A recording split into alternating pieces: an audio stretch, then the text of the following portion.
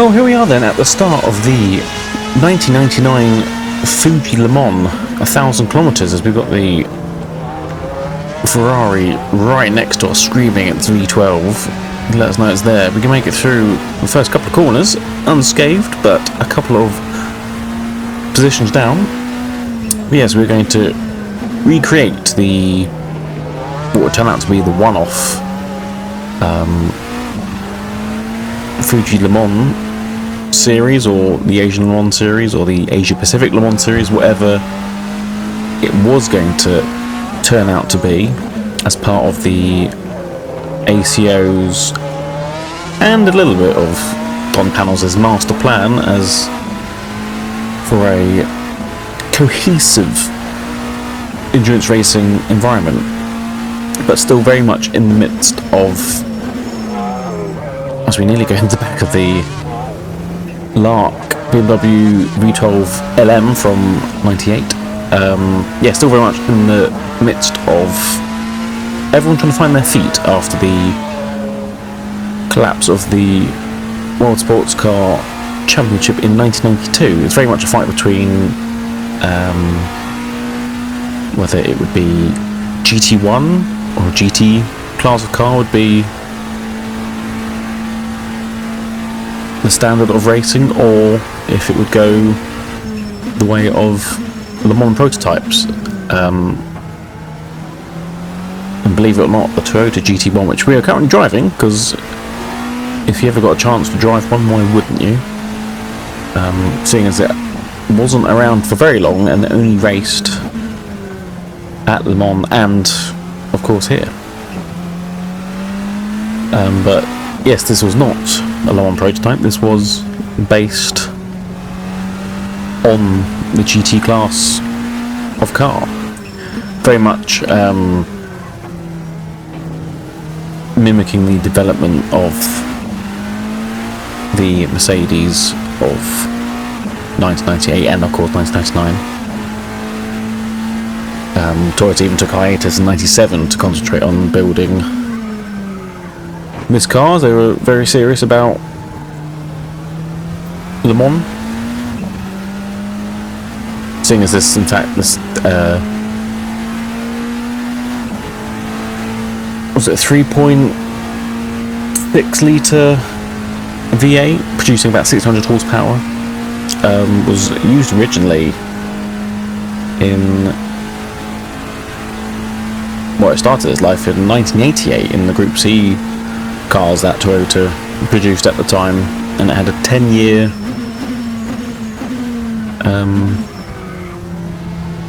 I guess 11-year lifespan of a racing engine, which I think is pretty incredible if you think about it.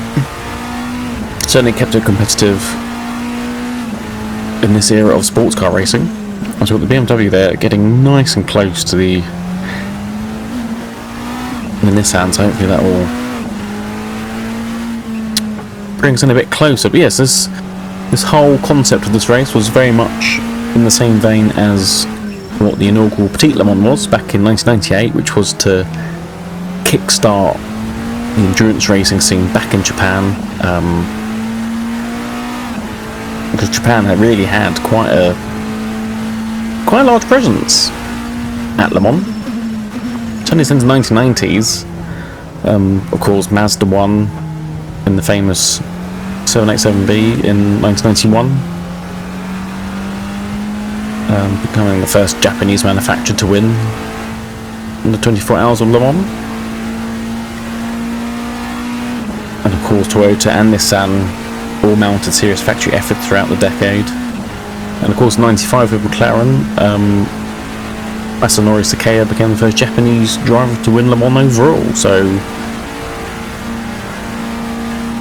yeah, really strong presence from Japan during that decade, as well as, of course, you got Dome, Toms, and Mugen Motorsport, who consistently contributed engines and chassis to both Japanese and international campaigns throughout those decades. But since, like I said, with the collapse of the World Sports Car Championship as well as the All Japan Sports Prototype Championship, both fell apart in the same year. There was no domestic series serving as a bridge between Le Mans and Japan. So the ACO recognised this, and obviously the year before they had run a tester with DOM panels in America, and by this point, this race was quite late in the season. I think the inaugural American Le Mans series had already been and gone, and it was very, very successful. So they obviously wanted a slice of Le Mans to go to Japan as we go for the overtake on the Nissan. Who's got the straight line speed if I can keep it in a straight line? He's there somewhere. Okay, now we've got the straight line speed now. We go after. Or is he coming back? We're gonna keep it nice and tight. Don't give him an opportunity. Then we go up to second place already. This should be a roughly 40 minute race. In roughly similar conditions to the actual race itself. It was quite overcast and maybe a little bit damp. But I think with all endurance races, if I became in charge of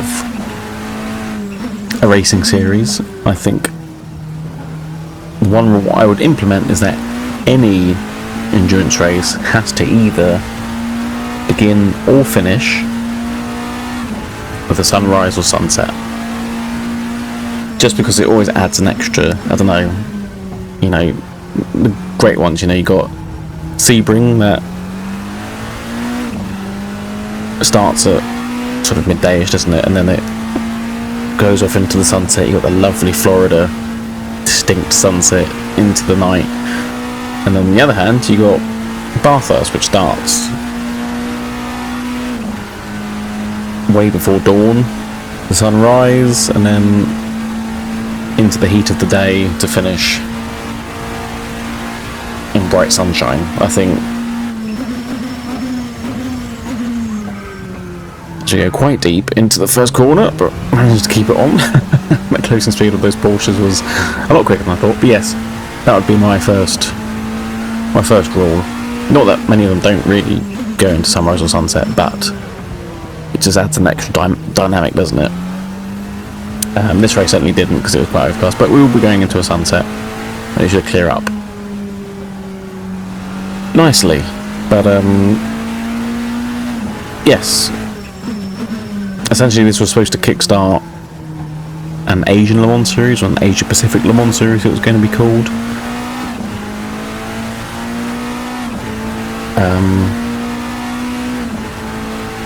But ultimately there wasn't that much interest, surprisingly. I'd say after, you know, the previous decade, Japan was all over Le Mans. It was Le Mans fever. And yeah, you've even got a few cars that weren't supposed to be here, but I've put them on anyway because they were on the entry list but didn't turn up. So BMW were supposed to turn up with the LMR, but they didn't. As well as there was a Pescarolo Ferrari, which I didn't know, or I don't think existed, because obviously then he went to like a Peugeot based, I don't know what the chassis was, but it was a Peugeot based engine, and then obviously went to, I think it was the Dallara chassis, wasn't it? So yes, I don't know whether that was a sort of like testing before the next year, whether they were going to race a 333 SP. So there is a Pescarolo liveried Ferrari, which you must saw at the start, and then the race was open to also the JGTC cars. So obviously that was the Supra, Skyline, NSX, but again, not many of them turned up. It was a non-championship race, sort of towards the end of the season, so no one really was obliged to go. And again, in the future, I don't really know how that work, how you try and I guess you'd just have 3 classes, but you know, you'd have your what would turn out to be the LMP class, and then whether those cars would fall under the GTS category, or you'd just have GTS and then the JGTC and then the GT class. Oh, as the beamer locks up. We're definitely sticking with him.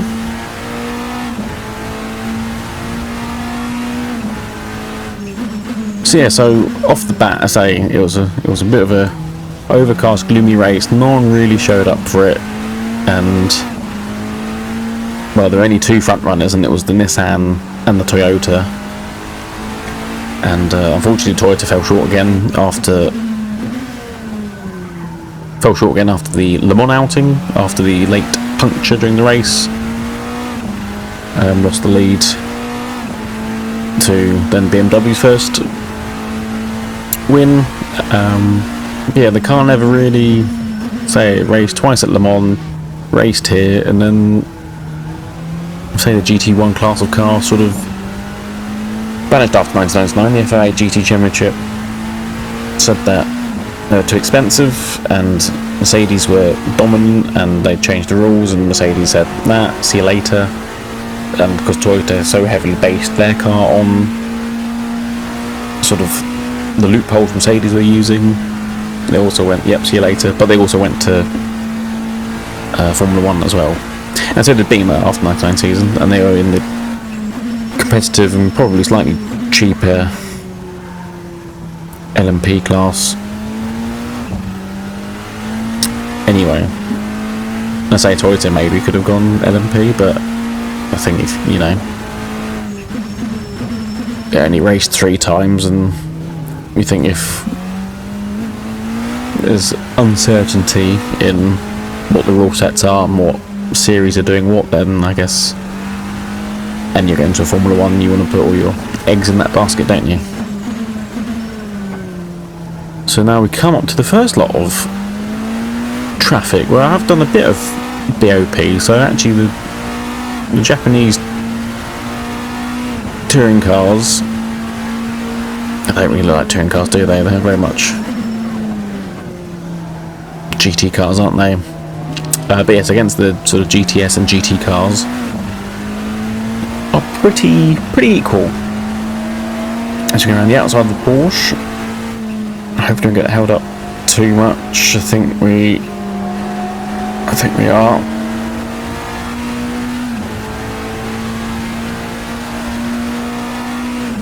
But yes, 1999 is very much everyone's still trying to work out what sports car racing is going to be, and I think at this point it was definitely favourable as we lock up and go quite deep again. And keep it wide because there'll probably be someone on the inside of us. Right, we're clear. Yeah, still trying to find what was going on, although at this point certainly the LMP class of car and the American Le Mans series was definitely the favourable series to be at this point, as we need to go in the back of the Porsche there. As the Beamer is getting away, he's dealing with the traffic a little bit better than we are.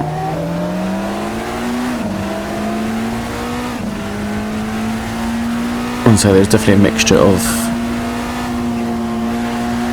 Japanese GT cars, because they also raced some of the 993 Porsches, because they raced around the globe. I don't know if the rule sets were maybe slightly different, whether they would have been compatible. Wow, look how much distance he's got. He's off. Man, we did not do well through that traffic at all. Right, well we're about half distance now, so we can see if we can try and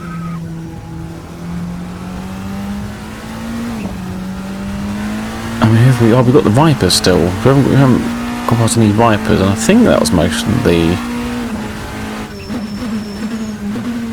Supras. I can't remember now. Was it just the one we went past? Yeah, there'll be another group of cars somewhere down here.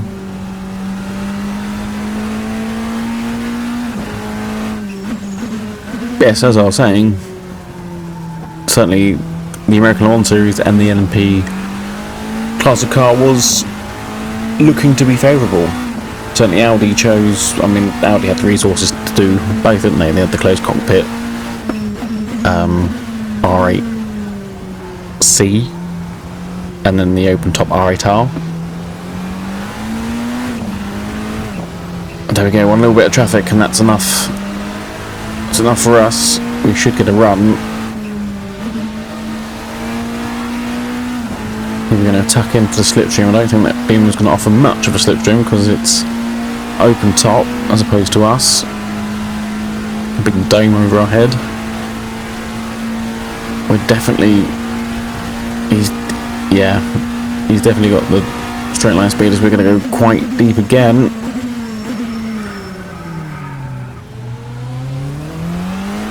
Ooh, let's not get too excited.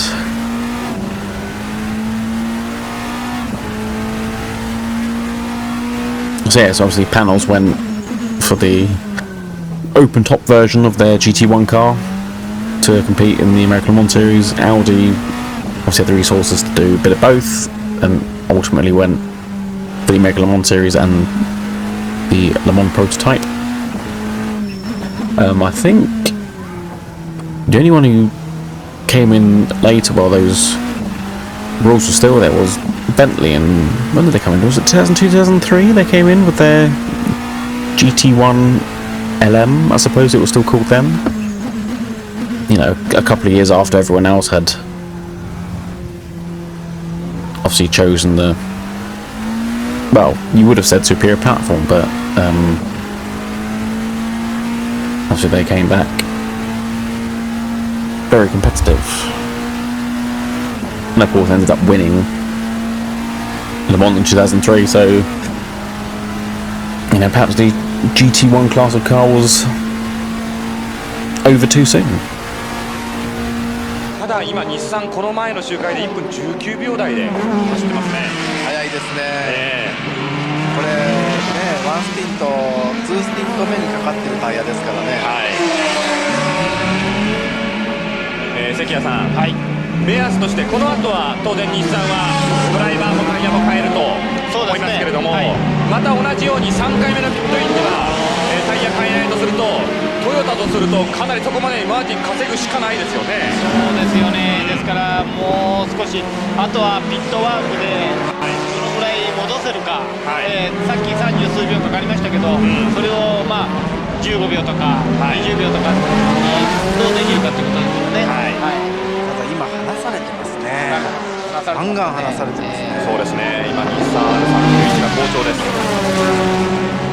例えばの話なんですが、由良さん、はい、トヨタも同じように短めに入れてタイヤ一度変えずに70周ぐらいまで持たせるなんてことはできるんですか？それは入ってきたタイヤを見て判断してなりますから、持たせて持つってもんでもない。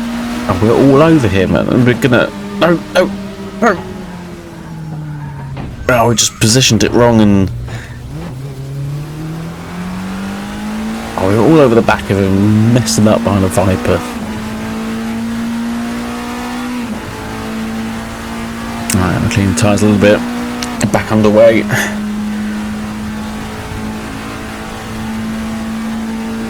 But yeah, certainly Bentley showed in 2003 that the GT1 or the GTLM class of car wasn't quite down and out, but at that point it was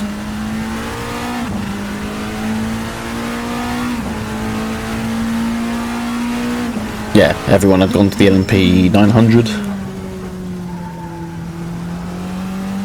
and had been for some time, so that was certainly a one-off. But yes, say there's this attempt at Asia Le Mans Series or Asia Pacific Le Mans Series, or we had All Japan Sports Car Championship, or was it Japan Le Mans or something that came along mid-noughties? Was it Japan Le Mans challenge, as we're finding it a challenge to get past this one Viper.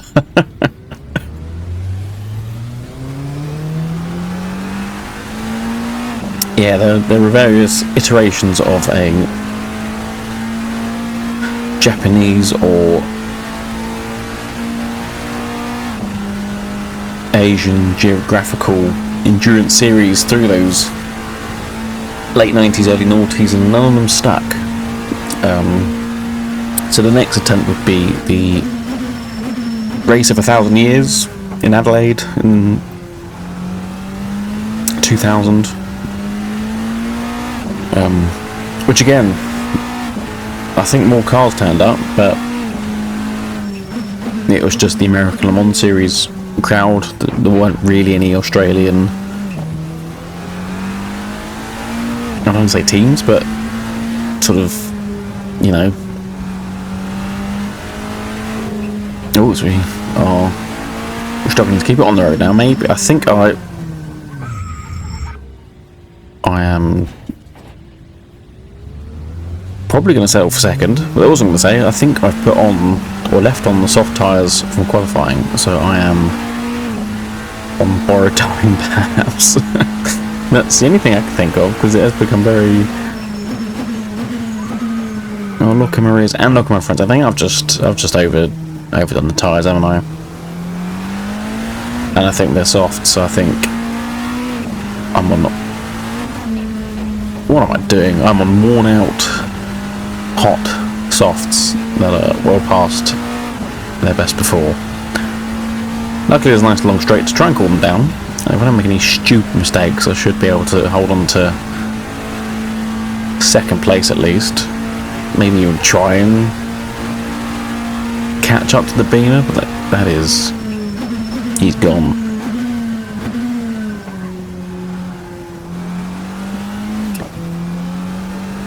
But yes, there are many iterations that tried to revive Japanese endurance racing scene, but yeah, the JGTC would eventually become Japan's main motorsport scene. Obviously, in Australia would, I think the V8 supercars, I think had only just come on the scene, on what we know what we know it today.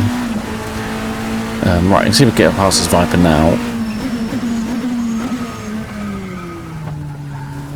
Was that a flashing white beam, or was that looks like something else, isn't it? Probably another Viper, isn't it? As the sun is beginning to set under the mountain at Fuji.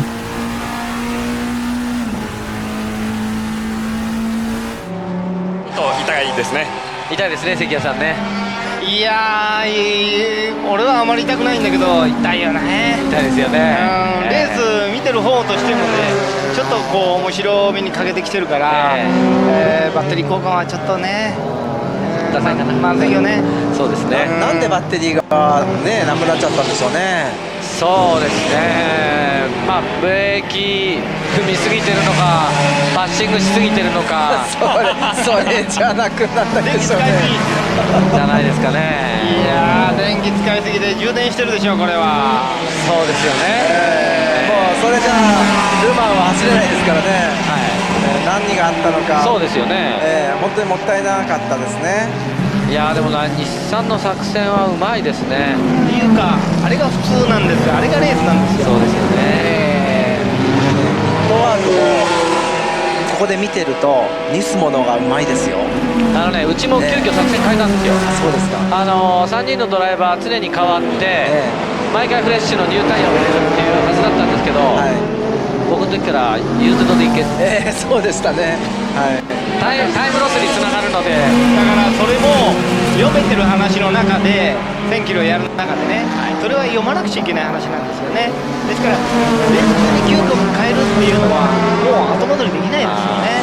でですからそれはもっと最初にスタートする前に決めるべきことだと僕は思うんですよ。僕はニュータイヤのつもりでガンガン行けって言われたんで、それも全開でプッシュしろって言われたんで。 So yeah, so as I was saying, the Adelaide Race of 1,000 Years would have been the next attempt at a push at a racing series in Asia and Australia.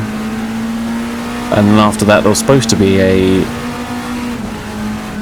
race at Sepang, but due to global events in 2001, as we get a little tag there from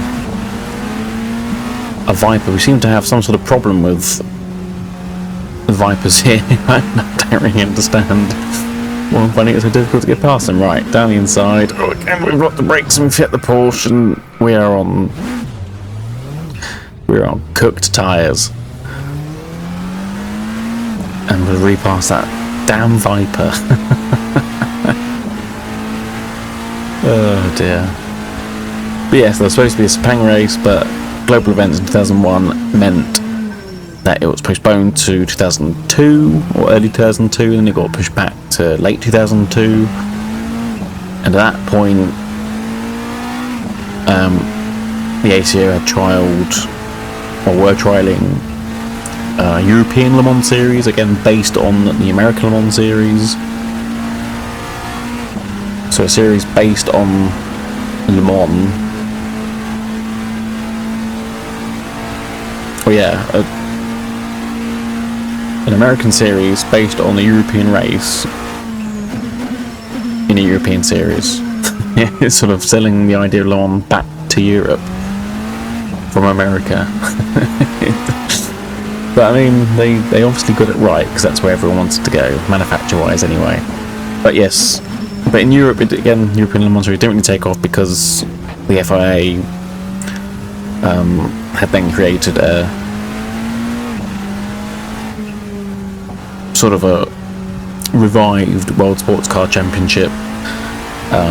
Originally it was Le Mans prototypes were in a separate series to the GT cars, and eventually in the early noughties they then brought them together. So again, similar format, multi-class racing to the American Le Mans series, and then eventually that would then turn into the World Endurance Championship in 2012. While obviously the American Le Mans series would then turn into IMSA and what we know endurance racing as today. And I say these certainly the GT1 cars I feel have a similar vibe to the hypercars that we have today, sort of rather than a full-blown lightweight prototype rocket, they're sort of heavier, a bit more down-to-earth big GT car, still lightning fast, and say they're all very, very cool. I'd say whether I prefer like the LMP and then the LMP1 style of car, or the GT1 hypercar class of car. But I'd say really I liked both. I've yet to go see the hypercars. Next year I think I'll get a chance to see them.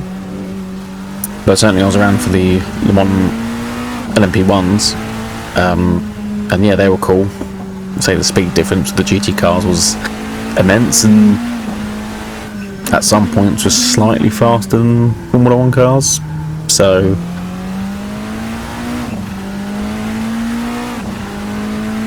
yeah, it's I don't mind either of them, whichever, long as it's competitive and there's a healthy amount of manufacturers, as we've really decided to completely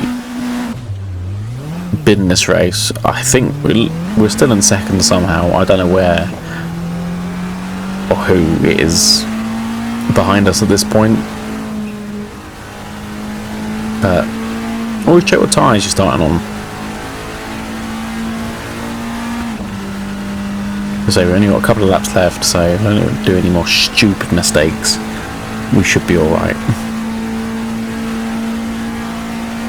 But yeah, certainly this Toyota, the Mercedes and whatever,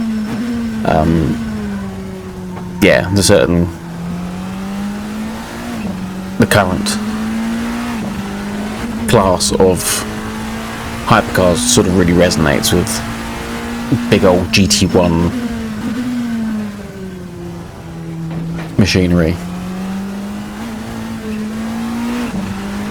as well as having a, again, healthy and competitive GT class of car as well.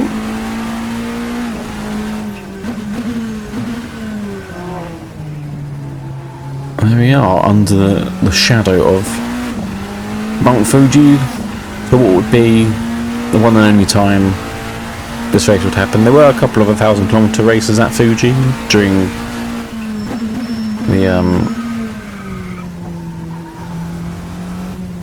All Japan Sports Prototype Championship back in the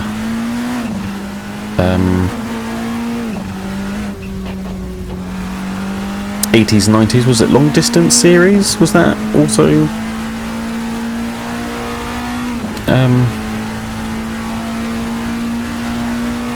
yeah, that was also around then.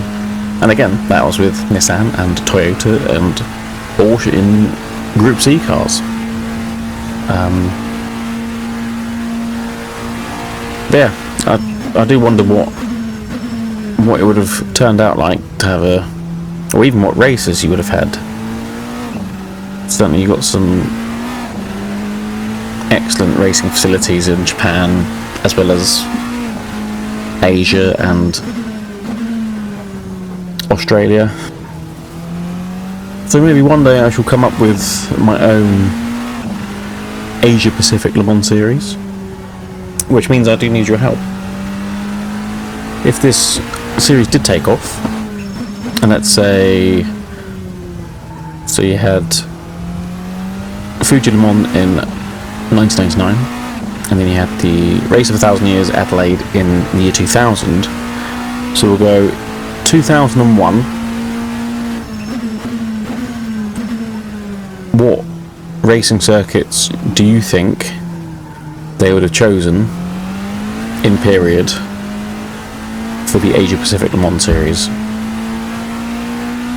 So Adelaide would be one, because that was supposed to be a 10-year contract, which I think was pretty unheard of back then. I mean, even now, Formula One are pounding out 10-year contracts left, right and centre, as long as it's in a certain part of the world. So yeah, so Adelaide would have been on there. I'd say Fuji would be on there as well, seeing as they tested here. And I like the idea of Sepang as well, because they were going to go there.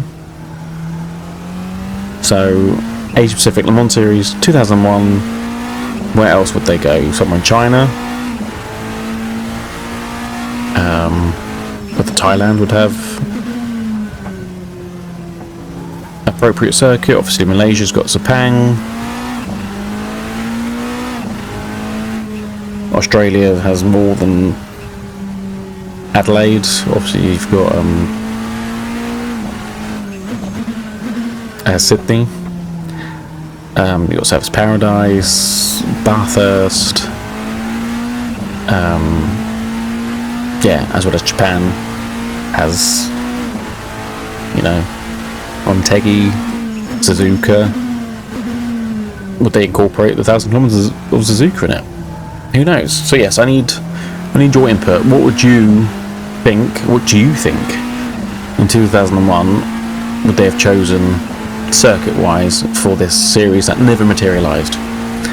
As we try and get past the last of the Porsches, I say the first half of the race we're hanging in there, and then for some reason we put the wrong tyres on.